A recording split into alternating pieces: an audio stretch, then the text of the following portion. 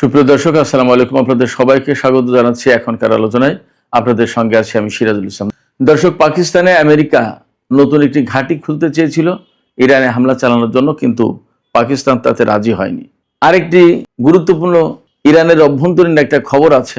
এমন কিছু billboard Tehran শহরে স্থাপন করা হয়েছে যে বিলবোর্ডগুলো আমেরিকার জন্য মারাত্মক মারাত্মক সব মেসেজ দিচ্ছে। বিলবোর্ড বাট মেসেজগুলো খুব গুরুত্বপূর্ণ। এপাশে পাকিস্তানের প্রধানমন্ত্রী এবং সেনাপ্রধান একসাথে সৌদি আরব সফরে গেছেন। তাদের এই সফরের উদ্দেশ্য কি, আসল কাজ কি? আজকের আলোচনার সবচেয়ে বড় অংশ যেটা থাকবে সেটা হচ্ছে ডোনাল্ড ট্রাম্প ইরানের বিরুদ্ধে যে যুদ্ধ করতে আসলেন, এই যুদ্ধে তার প্রাপ্তিটা কি। সুপ্রিয় দর্শক, এই বিষয়গুলো নিয়ে আমি বিস্তারিত আলোচনা করার চেষ্টা করব। আশা করি প্রত্যেকটি আলোচনা ভালো লাগবে।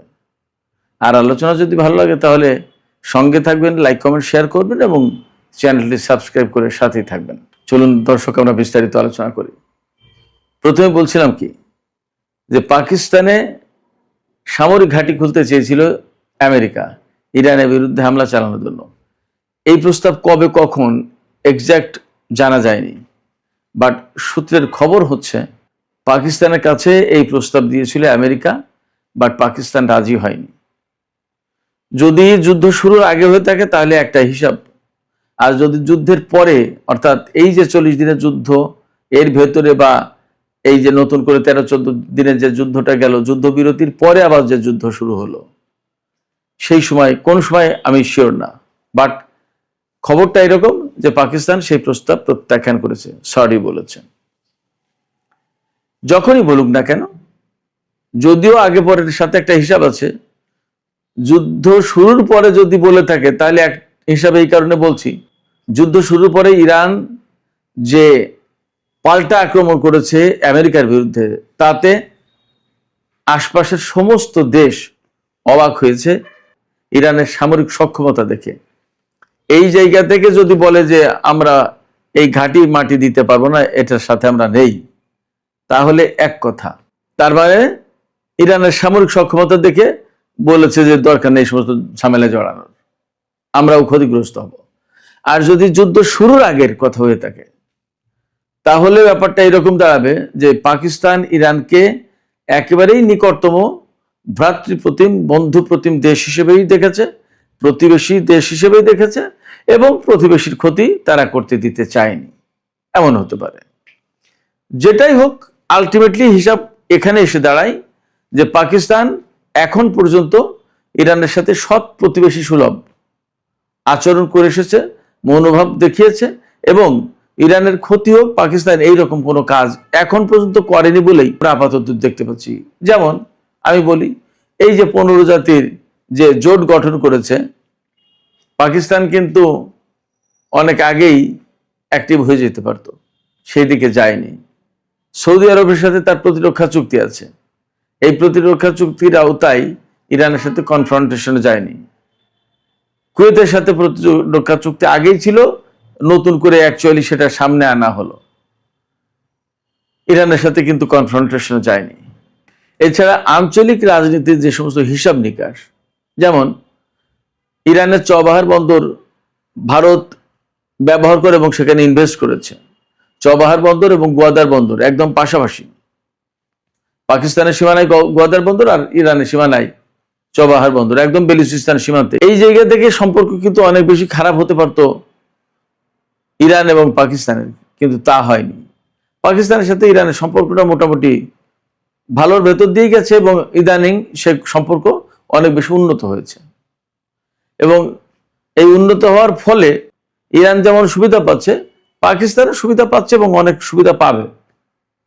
ইরানকে কেন্দ্র করে পাকিস্তানের যে ডিপ্লোমেসি এবং যে সমস্ত কর্মকাণ্ড, তার একটা বিরাট ইতিবাচক প্রভাব পড়েছে মুসলিম বিশ্বে, সারা বিশ্বে তো বটেই, মুসলিম বিশ্বে।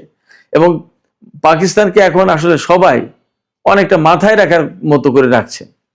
কুয়েত তার সাথে চুক্তি করছে, কাতার, সৌদি আরব, জর্ডান তাকে বিশেষ মর্যাদা দিচ্ছে, তারপরে সোমালিয়ার সাথে তার চুক্তি হচ্ছে, তুরস্কের সাথে তো আছেই, ইরানের সাথে সম্পর্ক আছে প্রতিবেশী দেশ হিসেবে, চীনের সাথে সম্পর্ক আছে। এই জায়গায় মানে একটা মধ্যমণি হয়ে গেছে ইদানিংকার দিনগুলোতে।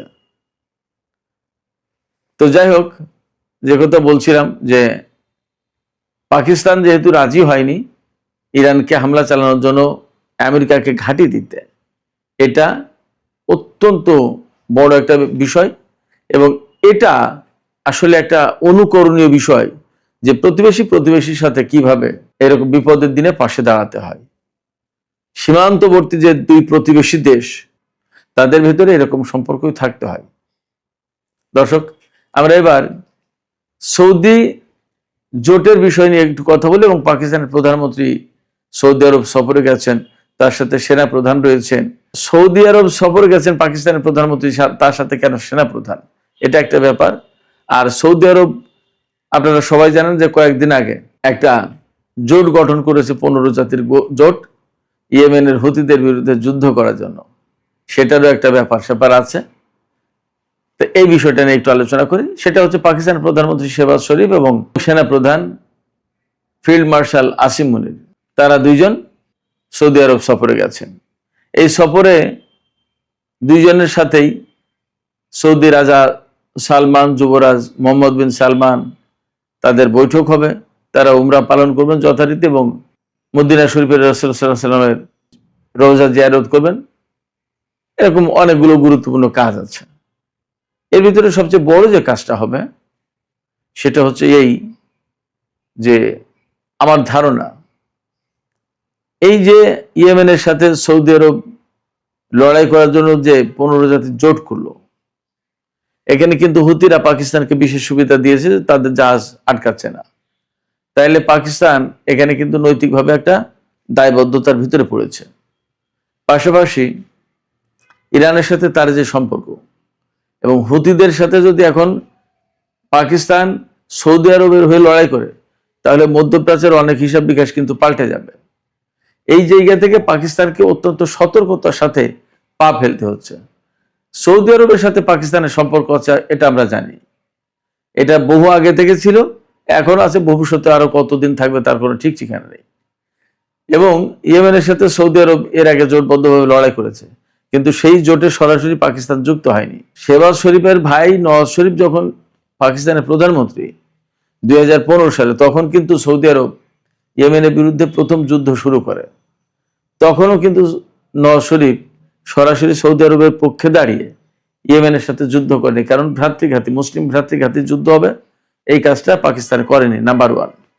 নাম্বার 2 হচ্ছে, যেহেতু এখানে সৌদি আরব এবং ইরানের একটা ক্যালকুলেশন, ইকুয়েশন, অনেক কিছু ছিল, এই জায়গা থেকে পাকিস্তান সৌদি আরবের পক্ষে যাবে নাকি ইরানের পক্ষে যাবে, এটা একটা বিরাট ঝামেলার কারণ ছিল। কারণ পাকিস্তান হচ্ছে ইরানের একেবারে প্রতিবেশী দেশ, তার সাথে 900 কিলোমিটার সীমান্ত, আর ওপাশে সৌদি আরবের নিরাপত্তার অনেক কিছু দেখভাল করে পাকিস্তান। তো অথচ দুটোই মুসলিম কান্ট্রি, দুটোই মধ্যপ্রাচ্যের গুরুত্বপূর্ণ শক্তি। তাহলে কার পক্ষে যাবে এবং কার শত্রু হবে আর কার মিত্র হবে, এটা বিরাট একটা ঝামেলা ছিল। এই ঝামেলায় পাকিস্তান কিন্তু তখন সৌদি আরবের পক্ষে ইয়েমেনের বিরুদ্ধে লড়াই করেনি। আজকে কি সেই পাকিস্তান সেই নীতি থেকে সরে আসবে হুট করে? এবং এখন তো পরিস্থিতি আরো ক্রিটিক্যাল, কারণ মধ্যপ্রাচ্যে আসলে আমেরিকার অবস্থান থাকবে কিনা, ইরানের ভবিষ্যৎটা কি হবে, এবং মধ্যপ্রাচ্যে যে বিরাট একটা চেঞ্জ হচ্ছে, এই চেঞ্জটার শেপটা কি হবে, অনেক কিছু নির্ভর করছে পাকিস্তানের সাথে, অনেক কিছুর সাথে পাকিস্তান জড়িত। আবার হরমুজ প্রণালী যে ইরান আটকে দিয়েছে, এবং ইরান বলছে কি যে এই হরমুজ প্রণালী মালিকানা আমাদের এবং ওমানের। এই যে মালিকানা অর্থাৎ সার্বভৌমত্ব দাবি করা, এই সার্বভৌমত্ব দাবি করার পক্ষে সমর্থন দিয়েছে কিন্তু চীন। ইরানের এই দাবির প্রতি চীনের এই সমর্থন, এটা খুবই গুরুত্বপূর্ণ। অর্থাৎ আমেরিকা যে অবস্থান নিয়েছে তার জাস্ট বিপরীত। এবং মধ্যপ্রাচ্যের চীনের যে বিরাট স্বার্থ, সেটা ইরানের মধ্য দিয়েই আদায় হবে। তাহলে চীনের বিরুদ্ধে কি পাকিস্তান চলে যাবে? এটা এক বিরাট প্রশ্ন। এই জায়গায় আমার কাছে মনে হয় সৌদি আরব জোট করেছে, ঠিক আছে, জোটের কার্যকারিতা কি হবে না হবে সেটা একটা প্রশ্ন।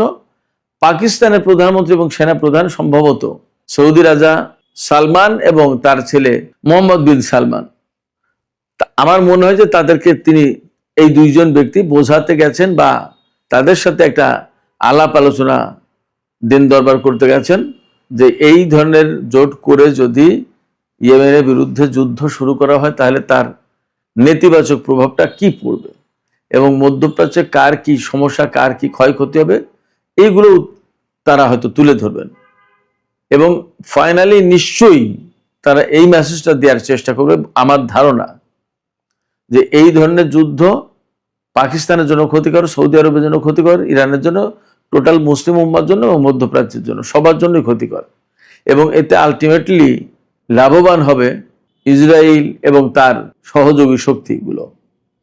হয়তো পাকিস্তান এই মেসেজ দেওয়ার চেষ্টা করবে। আফটার অল হয়তো চীনের পক্ষ থেকেও কিছু মেসেজ থাকবে। আমার ধারণা যে চীনের কিছু মেসেজ নিয়েই পাকিস্তানের প্রধানমন্ত্রী এবং সেনাপ্রধান সৌদি আরব গেছে, যে চীন কিন্তু এই জিনিসগুলো হয়তো চাইছে না। পাকিস্তানের কথা সৌদি আরবের রাজা বাদশারা কতটুকু শুনতে চাইবেন সেটা একটা ব্যাপার, কিন্তু চীনের কথাই তারা চুপ হতে পারে।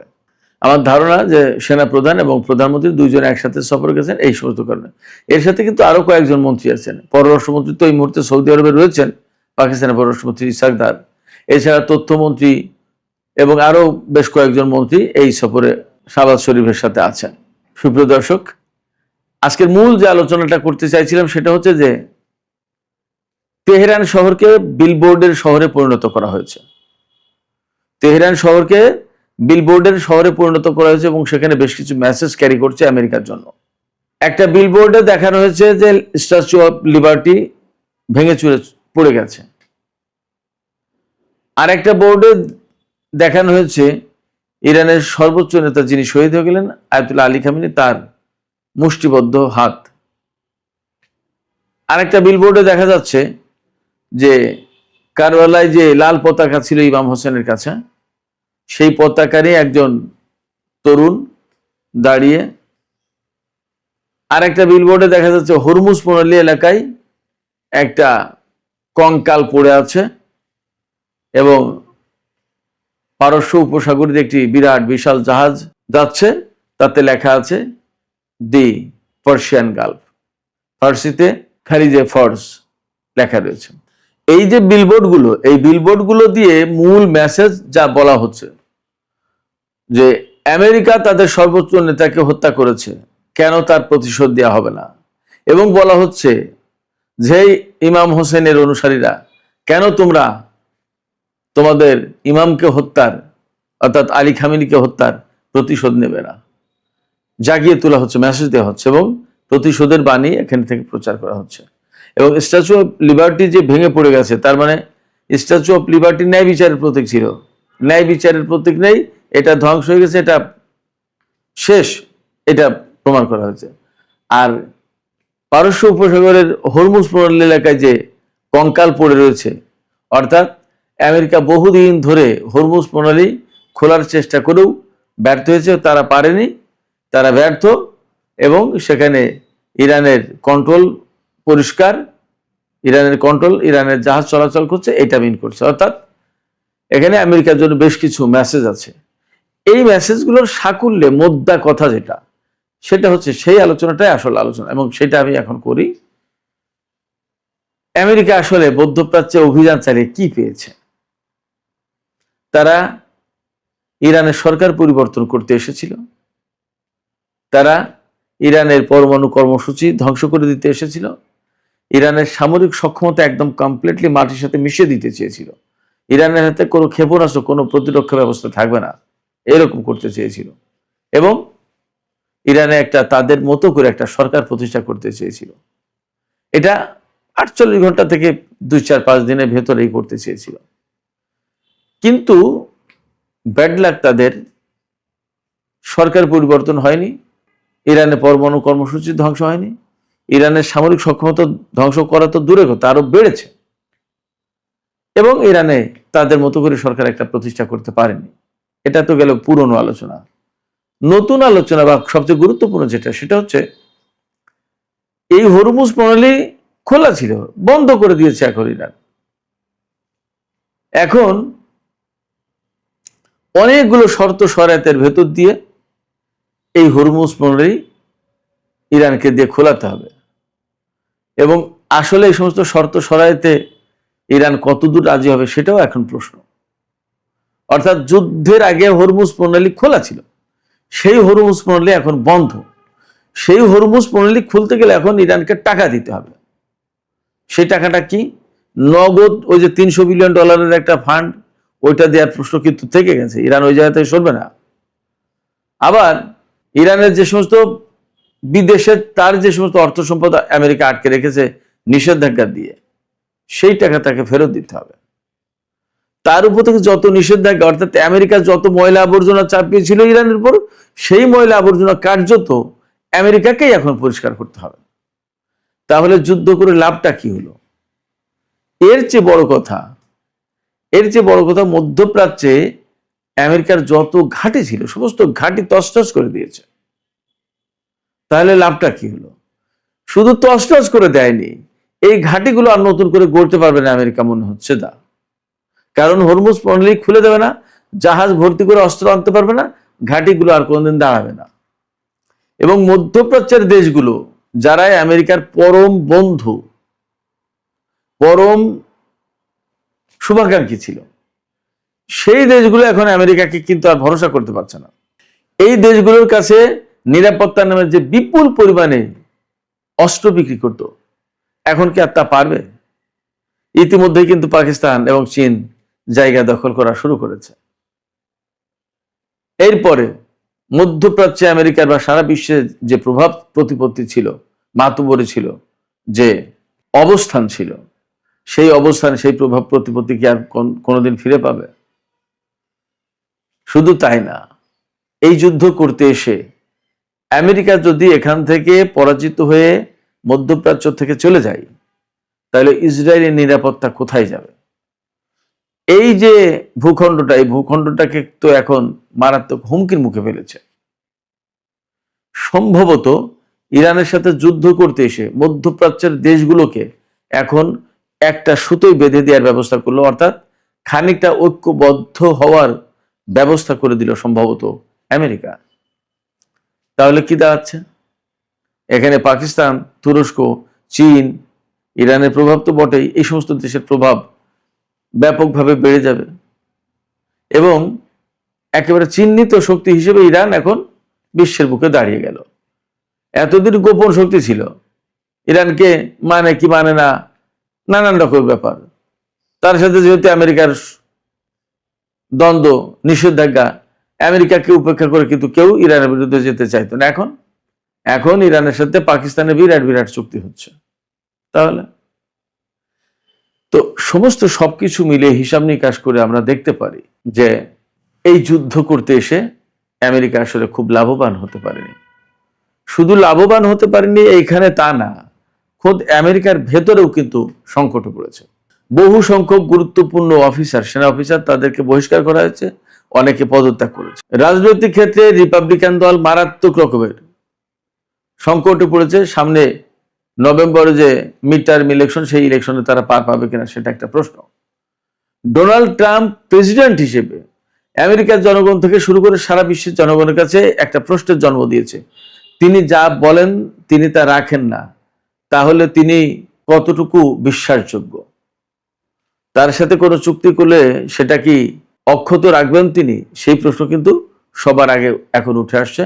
তার সাথে চুক্তি করতে গেলে সবাই কিন্তু 2 বারের জায়গায় 10 বার ভাবছে।